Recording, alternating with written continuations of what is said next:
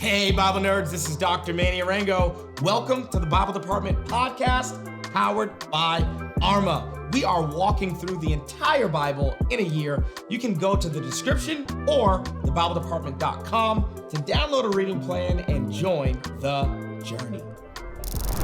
Family, we are in Luke chapter 10, 11, 12, and 13 today. Again, not going to give you like in-depth teaching on all four of those chapters. Gonna like cover some context clues, some nerdy nuggets, a timeless truth. It's going to be a big overview. So if you need to read the reading for today, then go ahead and read Luke chapter 10 all the way to chapter 13. You can pause this podcast and go read. I'll be right here when you get back. One of the parables, this section is going to have a ton of parables in it. And one of the parables that is just so Luke is the parable of the Good Samaritan. It starts in chapter 10, verse 25, and it says, on one occasion, an expert in the law stood up to test Jesus. He said, what must I do to inherit eternal life? What is written in the law? Jesus replied, how do you read it? So they're having this dialogue, and he gives the right answer. Love the Lord your God with all your heart and all your soul and all your strength and all your mind, and love your neighbor as yourself. You have answered correctly, Jesus said. Do this and you will live. But he wanted to justify himself, so he asked Jesus, and who is my neighbor? Which actually was the whole point of all of this. Who is my neighbor? Because Jesus, you're healing people that we don't really agree with. Like, you're doing a bunch of stuff. Like, you have inaugurated this inside-out kingdom. And this person who Jesus is talking to would be an insider, a traditional insider that is probably feeling pushed to the outskirts and not happy about everyone who's kind of being let in. So he has a question like, okay, who is my neighbor? I hear you, Jesus. Like, I know what the law says, but we don't define our neighbors as the same person. And so Jesus breaks out into this parable. He says, a man was going down from Jerusalem to Jericho when he was attacked by robbers. They stripped him of his clothes, beat him, went away, leaving him half dead. A priest happened to be going down the same road, but the priest didn't do anything. A Levite going down the same road didn't do anything. But a Samaritan came where the man was. When he saw him, took pity on him. And of course, Jesus then says in verse 36, which of these do you think was a neighbor to the man who fell in the hands of robbers? The expert in the law can't even say the word Samaritan. This is a context clue.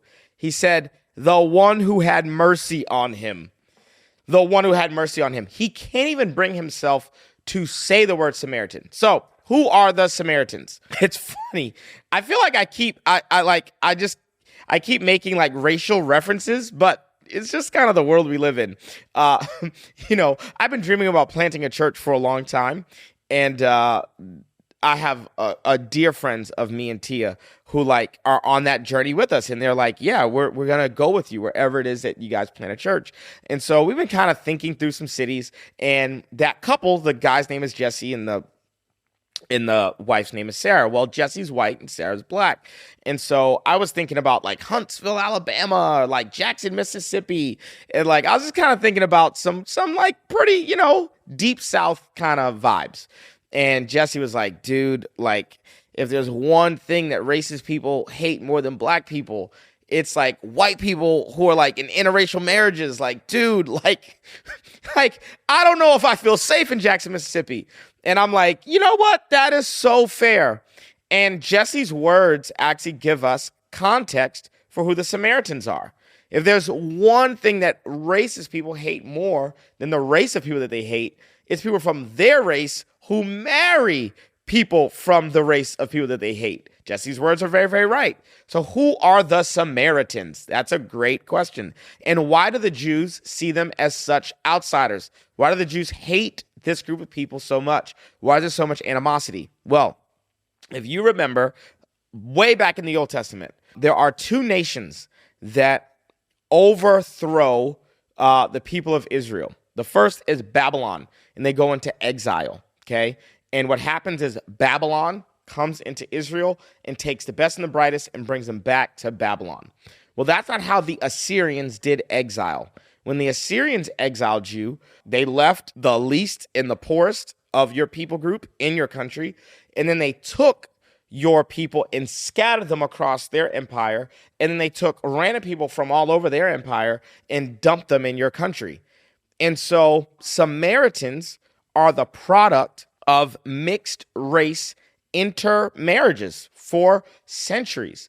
Samaritans are people who are the result or the product of their Jewish great-great-great-grandparents being left in the land, and instead of only marrying other Jews, they married people that the Assyrians had taken from all over the empire and dumped in the land of Israel. Jews, full-blooded Jews, would call Samaritan half-breeds. They would call Samaritans all kinds of things that are just wicked and vile. In the same way, we can see in American history, racists in this country are not just evil and mean towards the race of people that they don't like, but they believe that their own race should be pure, that the blood should remain pure. This was at the core of the issue between Jews and Samaritans, that Samaritans were Jewish, but not Jewish enough. And so they represent an outsider.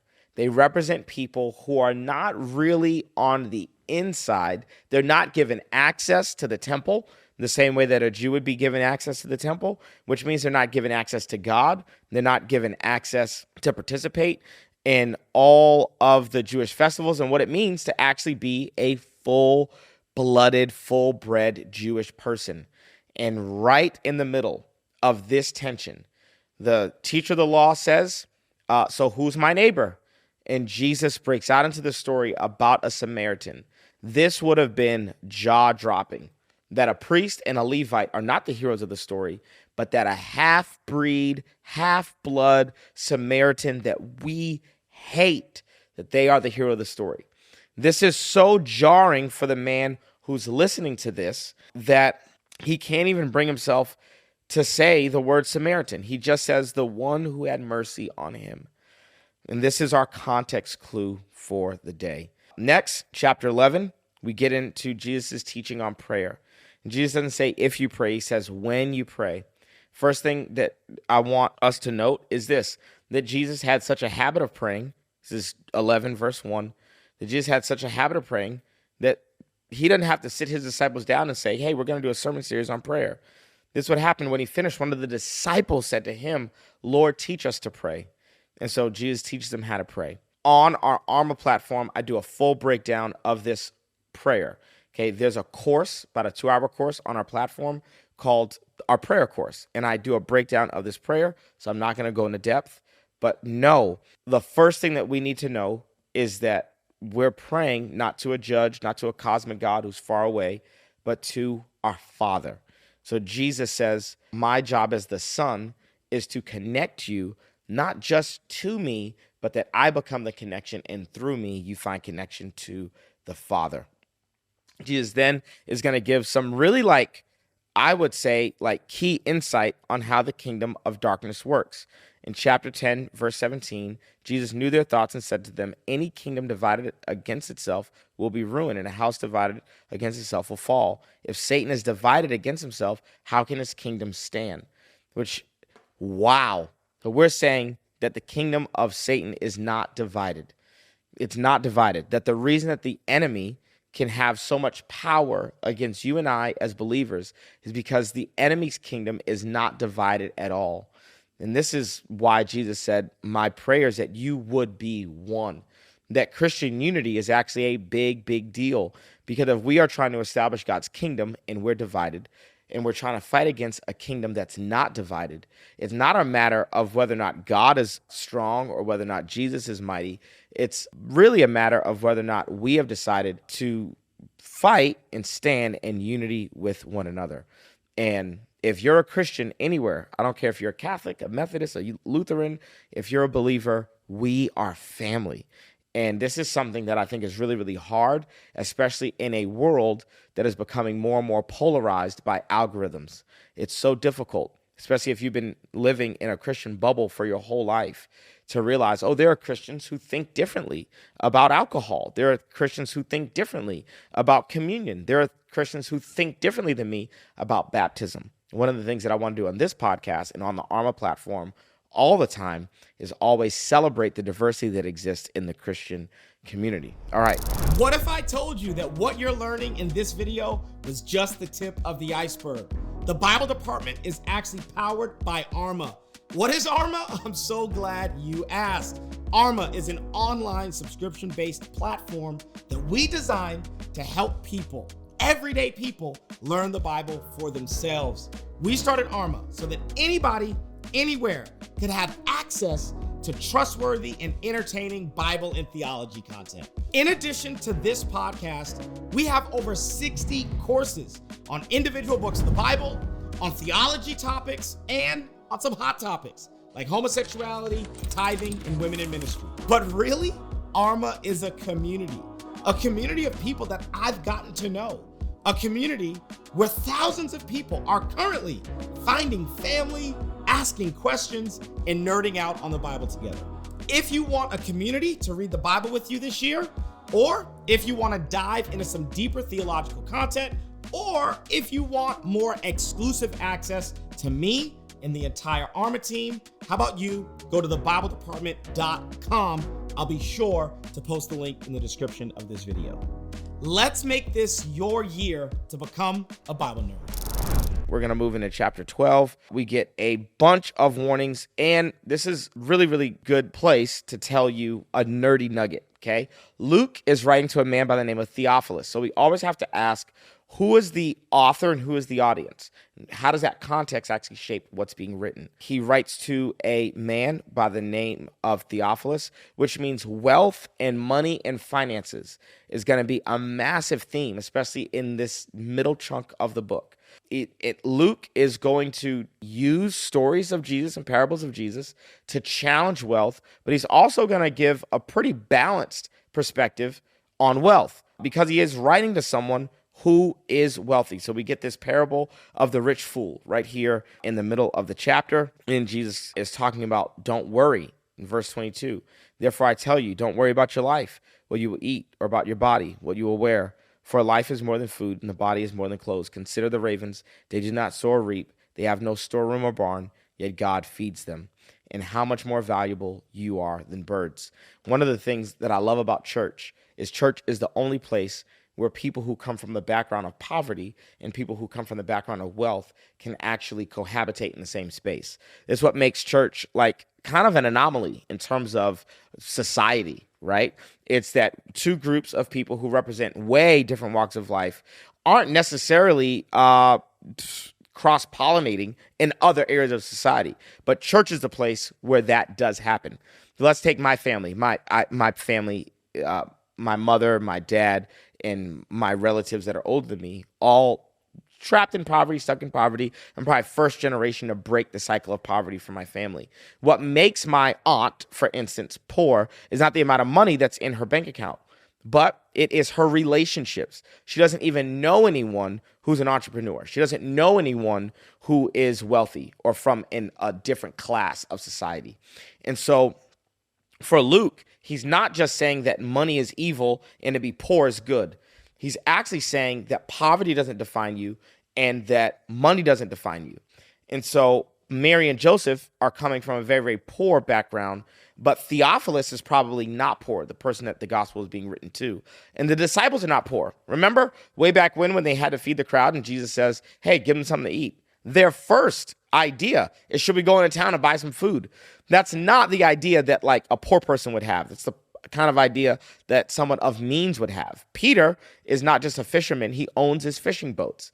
Peter's actually a pretty wealthy individual. Levi, the tax collector, that would have been a wealthy individual. So Luke is going to actually provide a very nuanced picture of Jesus's concern or Jesus' teaching around money and around wealth. And the biggest lesson that I think we get from Jesus' teaching on finances is that wealth doesn't define you and poverty doesn't define you.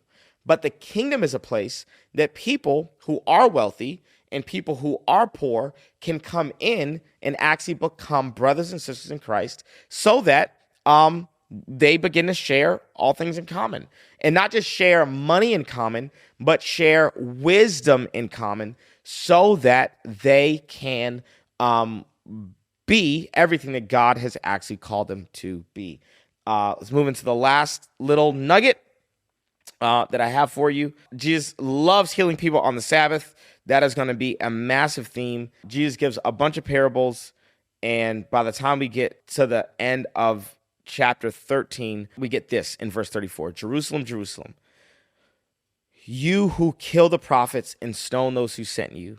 How often I've longed to gather your children together as a hen gathers her chicks under her wings, and you were not willing. Look, your house is left to you desolate. I tell you, you will not see me again until you say, blessed is the one who comes in the name of the Lord.